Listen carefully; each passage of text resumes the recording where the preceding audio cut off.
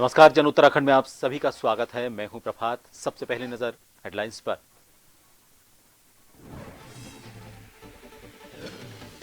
10वें अंतर्राष्ट्रीय योग दिवस में प्रतिभाग करेंगे सीएम धामी। 20 जून को पहुंचेंगे अपने पैतृक गांव हड़खोला। पिथौरागढ़ के आदि कैलाश के सीमांत गांव गुंजी का भी करेंगे दौरा।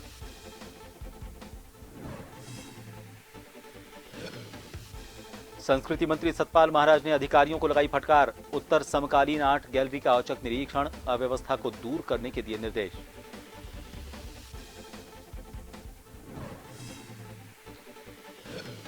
54 साल के हुए सांसद राहुल गांधी। उत्तराखंड में कांग्रेस कार्यकर्ताओं में जश्न। दफ्तर में केक काटकर मनाई खुशी।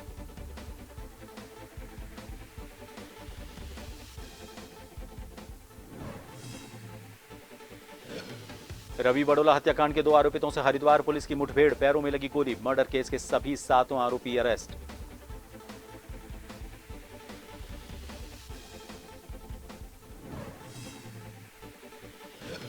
और देहरादून में बदला मौसम का मिजाज। आसमान से बरसी राहत की फुहार। कल भी ज्यादातर हिस्सों में बारिश की उम्मीद। गरज और चमक के साथ आंधी का भी ऑरेंज अलर्ट।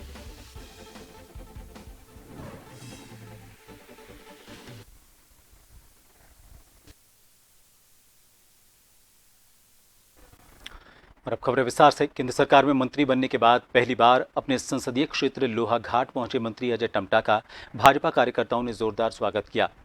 अभिनंदन उनका किया गया। क्षेत्रीय सांसद और केंद्रीय सड़क परिवहन एवं राजमार्ग राज्य मंत्री भारत सरकार अजय टम्टा का लोहाघाट पहुंचने पर भाजपा कार्यकर्ताओं ने मानेश्वर में ढोल नगाड़ों और फूल मालाओं के साथ जोरदार स्वागत किया।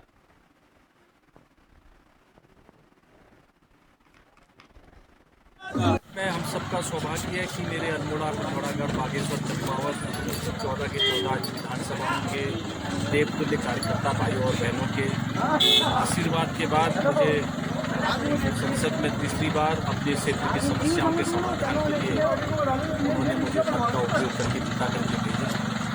मैं सौभाग्यवान हूँ कि माननीय प्रधानमंत्री जी ने मुझे सरकार में काम करने का अवसर दिया और वो भी बहुत महत्वपूर्ण विभाग के साथ, नितिन गडकरी जी के साथ, और जो कि मेरे लोकसभा क्षेत्र में पिछले 10 साल के अंदर जो ऐतिहासिक काम हुआ है उसमें ऑल वेदर रोड। रामनगर में रानीखेत रोड पर स्थित कांग्रेस कार्यालय में कार्यकर्ताओं ने कांग्रेस के राष्ट्रीय महासचिव राहुल गांधी का जन्मदिन पूरे उल्लास के साथ मनाया और उनके दीर्घायु होने की कामना की।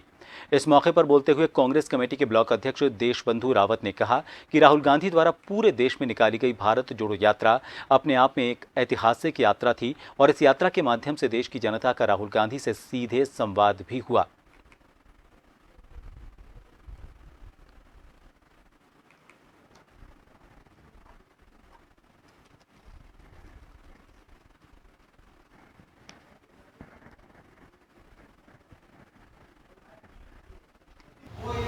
जैसा कि आज राहुल गांधी जी के को 54 वर्ष पूरे हो चुके हैं और ये 53वीं वर्षगांठ है उनकी।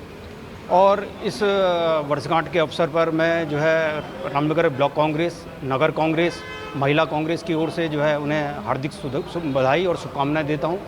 और जैसा कि भारत जोड़ो यात्रा से उन्होंने जो है ये आगे तैयारी करी थी भारत जोड़ो यात्रा, और एक जनता से जुड़ने का एक संवाद शुरू किया और उसका प्रतिफल है कि हमने जो है ये 2024 के लोकसभा चुनाव में जो है अच्छा परिणाम जो है हासिल किया।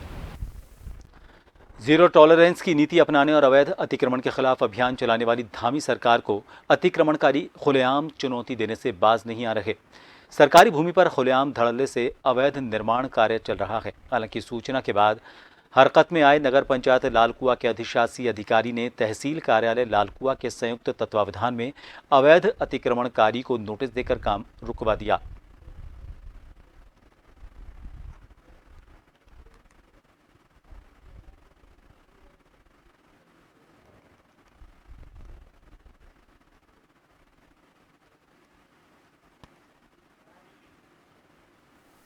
पोर्टलों के माध्यम से स्थानीय उसमें ज्ञात हुआ था कि वहाँ पे निर्माण चल रहा है। तो उसमें जब चेक करवाया गया तो श्री त्रिलोक सिंह नामक व्यक्ति हैं, उनका परिवार वहाँ पूर्व से निवास करता है उस स्थल में। और वो लोग वहाँ पे अपने पुराने मकान को तोड़ के जो भी इनका था वो उसके स्थान पर नया बना रहे हैं। तो हमारे पास चूंकि इस लैंड से संबंधित कोई रिकॉर्ड नहीं है, तो मैंने तहसील से कल इसको मंगवाया। तो लालकुआं में जो बंदीबस्त की प्रक्रिया चल रही है, उसमें अवैध कब्जेदारों की जो सूची पूरे शहर की बनाई गई है, उसमें उनका नाम है सूची 3 में, अनुसूची 3 में। और उसमें उनका उल्लेख कल मुझे ये पता चला कि उनको उन जो क्षेत्रफल दर्शाया गया है 0.0019 हेक्टेयर करके है। तो जब मौके पर नपवाया गया तो वो थोड़ा सा ज़्यादा पाया गया। तो तब तक के लिए इनको अग्रिम आदेशों के तहत तक इन्हें कार्य रोकने के लिए कहा है। नैनीताल से 20 किलोमीटर दूर भीमताल में बारिश नहीं होने से तालाब का जलस्तर बहुत ही कम हो गया है। भीमताल की बात करें तो यहाँ पर्यटक काफ़ी कम देखने को मिल रहे हैं। यहाँ तालाब के पानी से ही सिंचाई की जाती है और जंगलों में लगने वाली आग बुझाने के लिए भी इसी तालाब से पानी लिया जाता है। नाव चालकों का कहना है कि जलस्तर का कम होना उनकी रोजी रोटी पर भी असर डाल रहा है।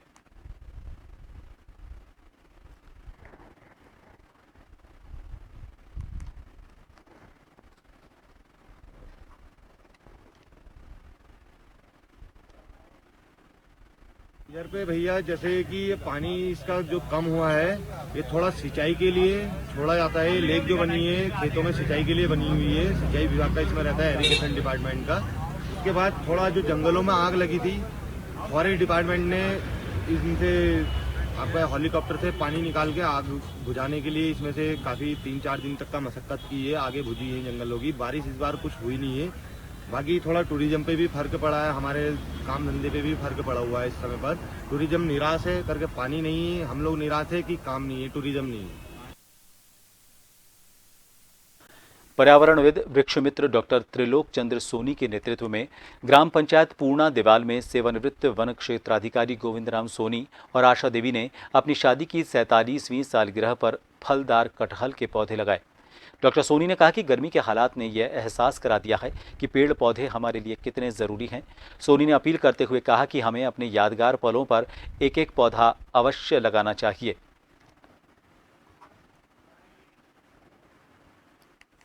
ये जीवन जो है ना प्रकृति ने दिया है। प्रकृति ने इस जीवन को धरा में भेजा हुआ है ताकि मनुष्य यहाँ पर हर से कार्य कर सके। लेकिन वर्तमान समय में देख रहे हैं कि पर्यावरण असंतुलन हो रहा है, उसके पीछे भी कहीं ना कहीं मनुष्य का हाथ रहा है। हमारा प्रयास ये रहा है कि अगर हम अपने यादगार पलों पर एक एक पौधा लगाते हैं तो निश्चित तरीके से यहाँ वो धरा का श्रृंगार बन के रहेगा, वहीं जो कि पर्यावरण संतुलन बनाएगा। आज हमने जनपद चमोली के ग्राम सभा पूर्णा में श्री गोविंद राम सोनी और श्रीमती आशा देवी जी के शादी के सालगिरह पर कटहल का पौधा का रोपण किया है। मैं सभी उन शादीशुदा लोगों से ये निवेदन करना चाहूँगा, आपके जब भी शादी की सालगिरह है, इस धरती को उपहार रूप में एक पौधा अवश्य दें और साथ में जो भी पारिवारिक कार्यक्रम या जन्मदिन है, शादी की सालगिरह या आपके घर में अपने माता पिता अपने बच्चों के नाम पर एक एक पौधा इस धरा पर जरूर लगाएं। लोहाघाट जिले के घाट सिंगदा क्षेत्र में आधा घंटे तक हुई मूसलाधार बारिश ने भारी तबाही मचाई। बारिश से घाट पनार NH कई जगह पर बंद हो गया, जिस कारण नेशनल हाईवे के दोनों तरफ कई वाहन और यात्री फंस गए। बारिश इतनी तेज थी कि बारिश के पानी के साथ भारी मात्रा में मलबा भी पहाड़ी से सड़क पर आ गया। इसके अलावा सिंगदा में मदन होटल के पास मलबे से टनकपुर पिथौरागढ़ NH बंद हो गया, इससे कई वाहन फंस गए। SDM लोहाघाट रिंकू बिष्ट ने तुरंत NH के अधिकारियों को NH खोलने के निर्देश दिए। वहीं लंबे समय बाद हुई बारिश से लोगों ने घाटी वाले क्षेत्रों में गर्मी से राहत की सांस ली।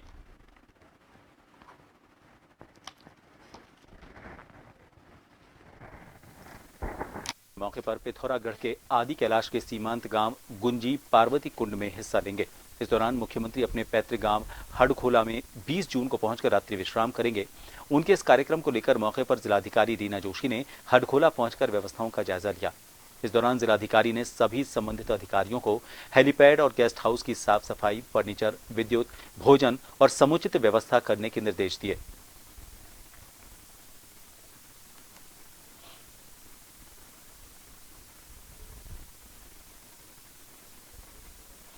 उत्तराखंड में प्रदेश के संस्कृति मंत्री सतपाल महाराज ने उत्तर समकालीन आर्ट गैलरी का औचक निरीक्षण कर उसकी उचित देखरेख न होने पर आक्रोश व्यक्त करते हुए संस्कृति विभाग के अधिकारियों को स्पष्ट निर्देश दिए हैं कि वहां पर साफ सफाई का प्रबंध करने के साथ साथ धरोहरों का संरक्षण किया जाए। महाराज ने कहा कि उत्तर आर्ट गैलरी का उद्देश्य उत्तराखंड के चित्रकारों को उनकी प्रतिभा का प्रदर्शन करने के लिए एक मंच देना है।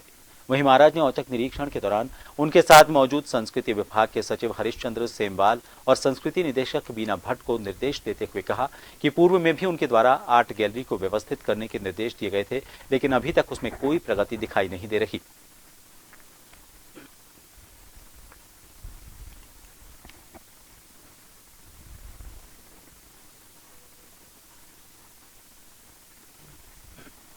जो है इसमें हम आए हुए हैं और यहाँ पर काफ़ी चीज़ें रखी हुई हैं जो हमारे सुरेंद्रपाल जोशी जी ने यहाँ डेडिकेट किए हैं।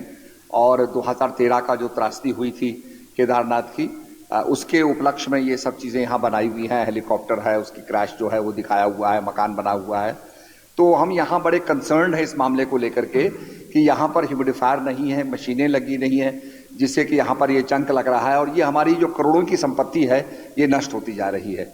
तो मैं यहाँ सेक्रेटरी साहब को भी लाया हूँ ताकि ये इन चीज़ों को देखें और कार्रवाई करें और मशीनें लगाएं, ह्यूमिडिफायर लगाएं। ये हमारे उत्तराखंड की विरासत है। इसके साथ साथ और भी गैलरी लगी है। राहुल गांधी के जन्मदिन के अवसर पर महानगर युवा कांग्रेस ने लोगों को शरबत पिलाकर धूमधाम से जन्मदिन मनाया। कांग्रेस भवन के आगे पंडाल लगाकर युवा कांग्रेस के कार्यकर्ताओं ने आम लोगों को शरबत पिलाया। इस अवसर पर कांग्रेस के महानगर युवा के प्रवक्ता अमनदीप सिंह बत्रा ने कहा कि आज मोहब्बत की दुकान में शरबत वितरण किया जा रहा है। साथ ही उन्होंने कहा कि राहुल गांधी ने आम जनता को सेवा करने की अपील की है। उसी के तहत आज युवा कांग्रेस लोगों को शरबत पिला रही है।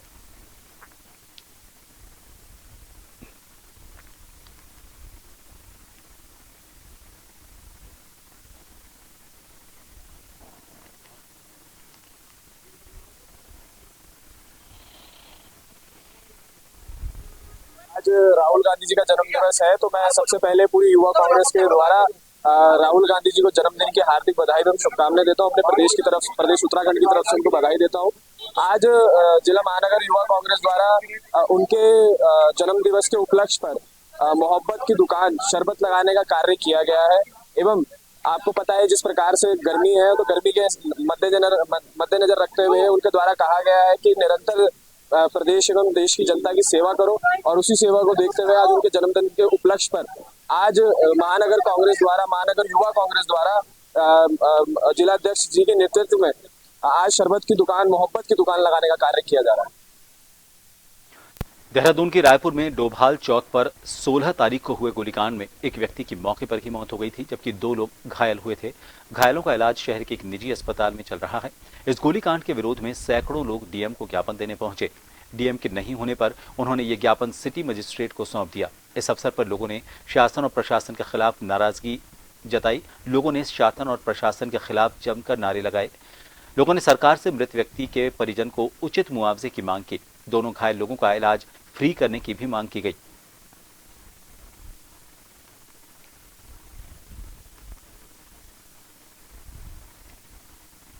रायपुर में डोभाल चौक पर जो गोलीकांड हुआ था, उसमें एक हमारा जो रवि बडोला जी है वो मृत्यु उनकी हो गई थी। 2 जो लोग हैं वो घायल हैं। अब जो उसमें 5-7 बिंदु जो हमारी मांगों में है, वो चाहे घायलों को मुफ्त इलाज देने को लेकर हो, वो चाहे मृतक परिवार को सहायता राशि देने को लेकर हो, या जो रायपुर थाने में जिस प्रकार के जो वहाँ पर थाना अध्यक्ष वगैरह जो है उनको निलंबित करने को लेकर हो, क्योंकि जिस व्यक्ति ने इस घटना को अंजाम दिया है उस व्यक्ति के खिलाफ कई बार उस थाने में शिकायतें जा चुकी है, और उसके बाद भी इन लोगों को इस तरह खुला छोड़ना कहीं ना कहीं ये दर्शाता है कि पूरी तरीके से सांठगांठ उनकी थी। इन दिनों भीषण गर्मी का कहर जारी है। तापमान 42 डिग्री के पार पहुंचने से आम लोगों को खासी दिक्कतों का सामना करना पड़ रहा है। हालांकि बीते कई दिन से पड़ रही भीषण गर्मी के बाद राहत मिलने की उम्मीद नजर आ रही है। जानकारी देते हुए मौसम वैज्ञानिक रोहित थपलियाल ने कहा कि 19 और 20 जून को प्रदेश के अधिकांश हिस्सों में बारिश की तेज बौछारें देखने को मिल सकती हैं, जिसके चलते प्रदेश के मैदानी इलाकों में बढ़ रहे तापमान से राहत मिलने की उम्मीद नजर आ रही है।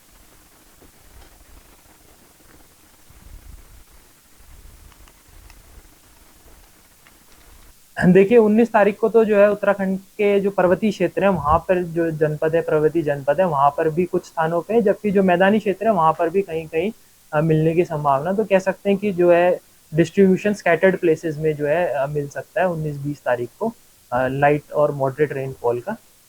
तो इसमें देखेंगे इस दौरान जो खास करके 19-20 में देखेंगे कि जो है तीव्र बौछार मिलने की भी संभावना है, जिसमें जो थंडर स्टॉर्म के साथ लाइटनिंग के साथ जो इंटेंस रेन स्पेल भी कहीं कहीं मिल सकते हैं। उत्तराखंड की धामी सरकार द्वारा स्वास्थ्य व्यवस्था को दुरुस्त करने का काम लगातार किया जा रहा है। इस बीच आपको ये भी बता दें कि खासकर प्रदेश सरकार उत्तराखंड के ग्रामीण और सुदूरवर्ती क्षेत्रों के चिकित्सालयों में चिकित्सा सुविधा को बेहतर बनाने का काम कर रही है। राज्य स्तरीय राष्ट्रीय ग्रामीण स्वास्थ्य और अनुश्रवण परिषद उपाध्यक्ष सुरेश भट्ट ने ये जानकारी दी और बताया कि प्रदेश सरकार उत्तराखंड के चिकित्सालयों की व्यवस्थाओं को दुरुस्त करने का काम कर रही है और आगामी दिनों में उत्तराखंड के कई चिकित्सालयों को अपग्रेड करने का काम किया जाएगा। उन्होंने कहा कि स्वास्थ्य विभाग में जो पद रिक्त पड़े हुए हैं उन्हें भरने का काम किया जा रहा है।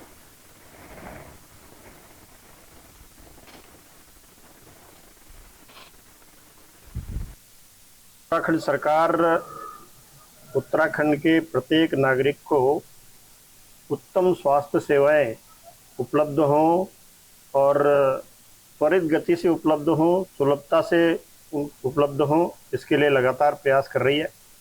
जहां लगातार स्वास्थ्य की जो सुविधाएं हैं उनका विस्तार किया जा रहा है और पिछले विगत दिनों में जो भी ऐसे हमारे रिक्त पद थे स्वास्थ्य के क्षेत्र में, विशेषकर नर्सिंग के और एनएमओ के, इस प्रकार के जो अलग अलग से पद थे, ऐसे सारे पद भरने की प्रक्रिया शुरू की है।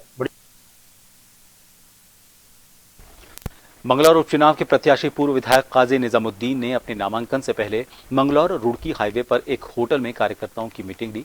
इस मीटिंग में प्रदेश अध्यक्ष करण माहरा, गणेश गोदियाल, प्रीतम सिंह, सहारनपुर सांसद इमरान मसूद और पूर्व मुख्यमंत्री हरीश रावत सहित कांग्रेस के तमाम नेता मौजूद रहे। इस मौके पर मंगलौर के पूर्व चेयरमैन प्रतिनिधि और डॉक्टर शमशाद ने भी दावा किया कि कांग्रेस को बहुत बड़ी जीत मिलने वाली है। मैंने दमखम के साथ लश्कर वाली बात मेरे साथ नहीं है। मैं साथी के साथ 1 या 2 गाड़ियों के साथ ही मैंने आज तक नॉमिनेशन फाइल किया है। ये सिर्फ हमारी पार्टी के प्रदेश स्तर के जितनी लीडरशिप है वो यहाँ मौजूद होगी, हमारे जिला स्तर के जितने कार्यकर्ता हैं वो सब यहाँ मौजूद होंगे ताकि आने वाले चुनाव की एक हम रणनीति बना सकें और वो रणनीति बनाने के लिए हम लोग यहाँ इकट्ठे हुए हैं और प्रदेश लीडरशिप का जो एक आशीर्वाद बड़ों का, जिले के हमारे बड़े हैं उनका आशीर्वाद लेने के लिए बैठक आज बुलाई है। ये चुनाव क्योंकि अभी आपने देखा कि लोकसभा में एक आवाज़ थी, इंडिया गठबंधन और एनडीए गठबंधन। 2 चुनाव हो रहे हैं, या तो बीजेपी के समर्थन में या बीजेपी के खिलाफ। तो जो खिलाफ वाले हैं वो इंडिया गठबंधन में हैं और जो समर्थक हैं वो एनडीए गठबंधन में हैं। तो आज जो यहाँ उपचुनाव हो रहा है, इस उपचुनाव में ये तो एक तरफा चुनाव है क्योंकि यहाँ पहले जो मरहूम सरवत करीम अंसारी जी हैं वो बसपा से लड़े थे यहाँ पे और आज यहाँ चुनाव भाजपा से हो रहा है। मैं मानता हूँ कांग्रेस पार्टी बड़ी मजबूती के साथ लड़ रही है। बूथ स्तर से लेकर के जितने भी हमारे माइक्रो लेवल मैनेजमेंट ब्लॉक स्तर से लेकर के जितने भी हमारी तैयारियाँ वो चाक चौबंद और दुरुस्त हैं। पार्टी पुरजोर तरीके से लगी हुई है। आज नामांकन का दिन है, आज हम लोग नामांकन कर रहे हैं और इसमें बेहतर से बेहतर और चीज़ें क्या हो सकती हैं उनकी दिशा में भी हम लोग चल रहे हैं और आने वाली 10 तारीख को इसको हम बहुत मजबूती तक लेकर के जाएंगे। एक छोटे से ब्रेक के लिए यहां रुकेंगे। आप देखते रहिए जन टीवी।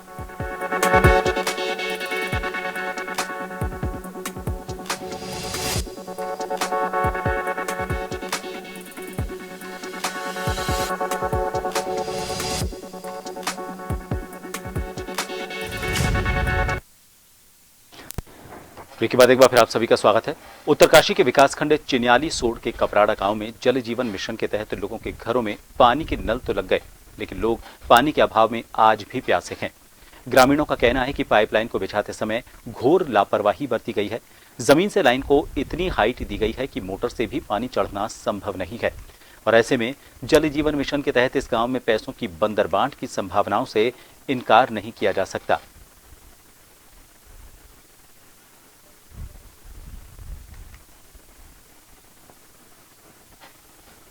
की भी हमारे लिए परेशानी है। कोई बैठाने ले गया, कोई जगह नहीं है, मंदिर भी नहीं है, प्रधान वगैरह कोई नहीं आते हमारे गांव में। ये छतरी समिति वाला ये सब बन रखा है, और जिस टाइम इसको वोट की बारी आती है उस टाइम तो हमारे गांव में आती है, और जब वोट की देवता कौन जाते वहाँ तो चढ़ाए है, तब हमारे लिए चढ़ाए यहाँ जी। पानी की व्यवस्था? पानी कहाँ है, कभी कभी आता है, कभी आता ही नहीं है। ये कहना चाहता हूँ कि जो पानी की जो लाइन लाई गई है, और जो मेन जो अपनी लाइन थी, जो उससे वो उन्होंने वो कनेक्शन दिया नहीं, वो नीचे से घुमा के नीचे से डाउन से दे रखे ऊपर। इतना वो डाउन पे वो चढ़ाई पे कौन चढ़ेगा? ये पानी कैसे चढ़ेगा इतने से पानी से? और पानी का स्रोत ही कितना है आज के डेट में? और 6 महीने से पानी तो है ही नहीं वहाँ पे। ये व्यक्तिगत रंजिश के कारण से जब ये उपलब्ध किया जा रहा है सर, ये मतलब चुनाव रंजिश के कारण इसको देखा जा रहा है सर। और पानी की कनेक्टिविटी है सर, आप घूम के धरातल में जीरो रिपोर्ट में भी आ गए सर। और मैंने 2 जगह टैंक के जगह 3 बना रखे सर। लाइन भी आपने देख ली, पानी पर्याप्त है सर। रात को कोई चले जाता है सर, तोड़ने की व्यवस्था कर सकते, एक तोड़ने वाला होगा सर, 10 तोड़ने वाले, एक जोड़ने वाला होगा सर, इसका कोई संविधान नहीं है सर। और मैं ग्राम पंचायत की खुली बैठक करने के लिए सर तैयार हूँ, और ग्राम पंचायत की खुली बैठक में यहाँ पर नियुक्त करने के लिए तैयार हूँ, और जो भी हो व्यवस्था उसके लिए तैयार हूँ सर। और मतलब मेरे को व्यक्तिगत टॉर्चर रूप से सर अनावश्यक परेशान किया जा रहा है सर। और आप जांच करिए सर, अगर इसमें जांच में पाया जाएगा सर तो हम जेल जाने के लिए तैयार हैं सर।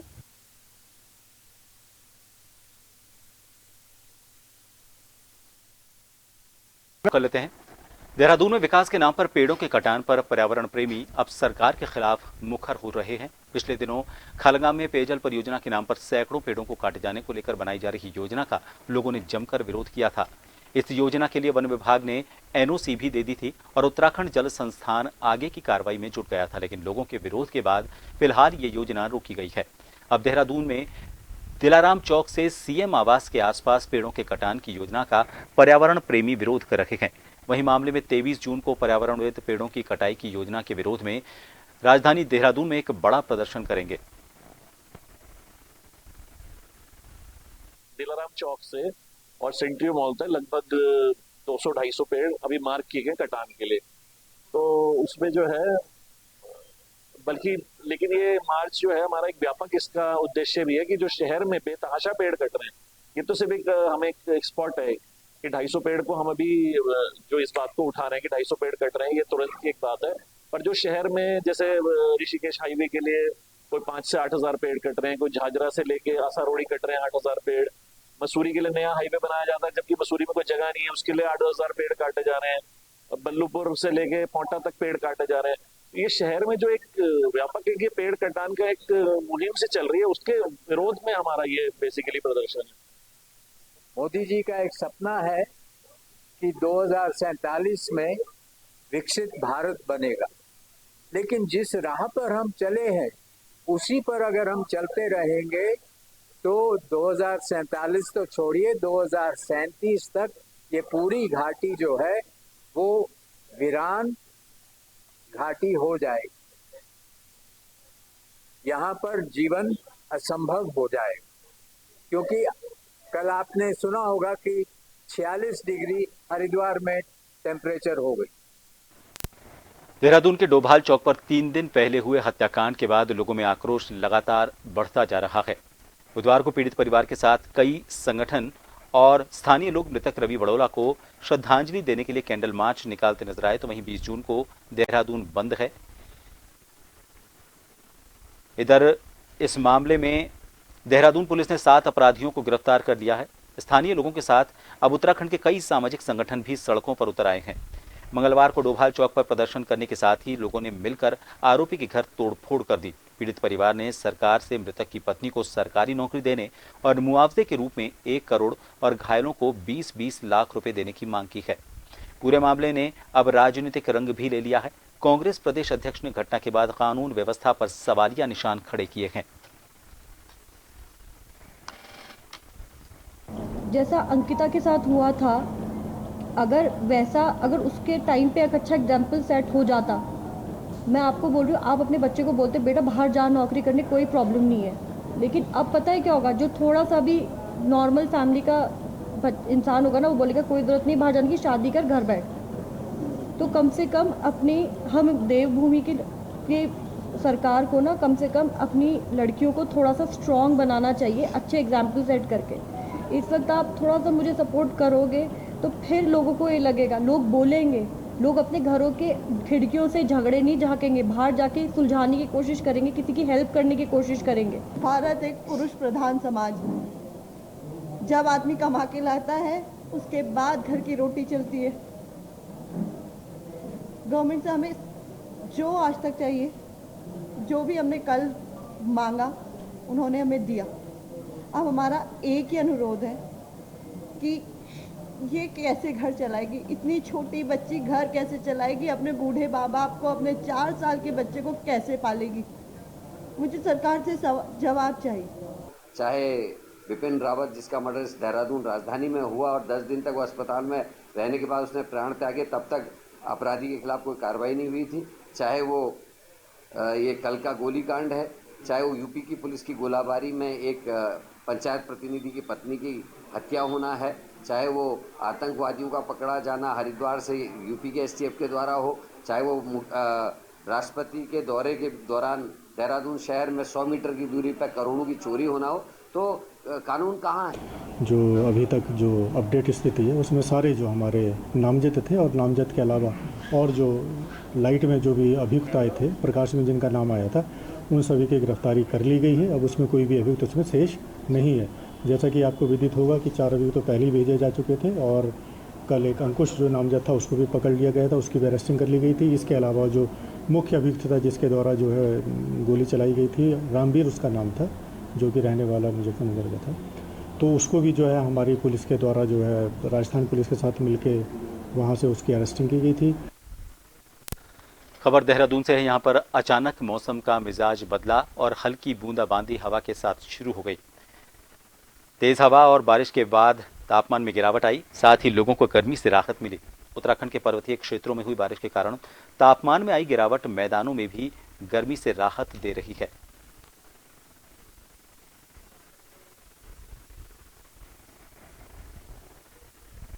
और फिलहाल के लिए जन उत्तराखंड में इतना ही। नमस्कार।